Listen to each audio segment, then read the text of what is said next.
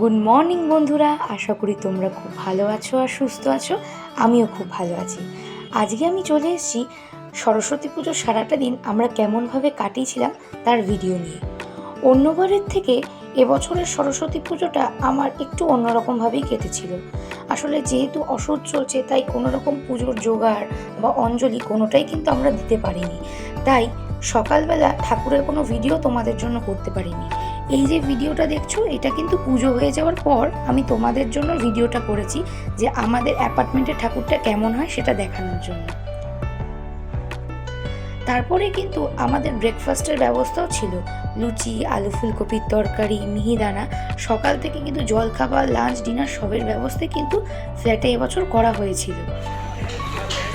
আমরা এখন যাচ্ছি তিনজন মিলে অরূপদের স্কুলে, তারপর সেখান থেকে ওদের যে গার্লস স্কুল আছে সেখানে যাবো, সেই ছোটোবেলার মতো। এখন আমরা তিনজন মিলে ঘুরতে বেরিয়ে গেছি সরস্বতী পুজোর দিন। তারপরে দুপুরবেলা ফ্ল্যাটে গিয়ে লাঞ্চ করব, তারপরে বইমেলা যাবো আমরা। সেই ভিডিও তোমাদের সাথে শেয়ার করব। দেখো, স্কুলে অলরেডি ওদের পৌঁছেও গেছি, আর ঠাকুরের মুখটা কি মিষ্টি হয়েছে।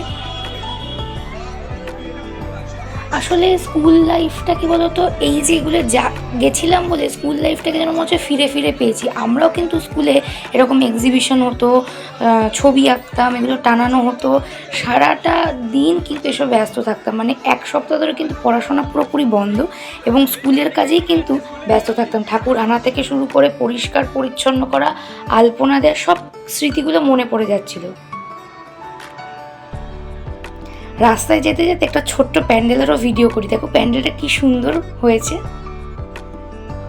ওদের স্কুল থেকে বেরিয়ে ওদের যে গার্লস স্কুল, সেখানেও কিন্তু আমরা ঠাকুর দেখতে গেছিলাম। তোমাদের তো বলেইছি যে আমরা কিন্তু সেই ছোটোবেলার মতো এই স্কুল ঠাকুর দেখে বেরিয়েছি সরস্বতী পুজোতে।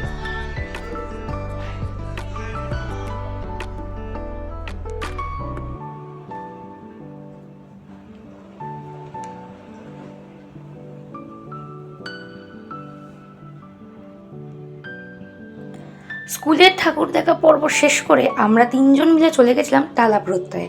আসলে টালা প্রত্যয়ে যেহেতু এবার 100 বছর কমপ্লিট হচ্ছে, তাই ওরা সরস্বতী পুজোটাও বেশ বড় করে আয়োজন করে। আর ফেসবুকে দেখার ফলে কী হয়েছে, যেতে তো হবেই, বাড়ির কাছেই টালা প্রত্যয়। আমার শ্বশুরবাড়ি থেকে টালা প্রত্যয় খুব একটা বেশি দূর নয়, 10-15 মিনিটের ডিস্টেন্স। তাই জন্য আমরা তিনজন চলে যাই সেই মোস্ট অ্যাওয়েটেড ঠাকুরটা দেখতে। আর দেখো সরস্বতী ঠাকুরের মুখটা কি সুন্দর মিষ্টি, যেন মনে হচ্ছিল দুর্গাপুজোয় শুরু হয়ে গেছে, লোকের এত ক্রেজ।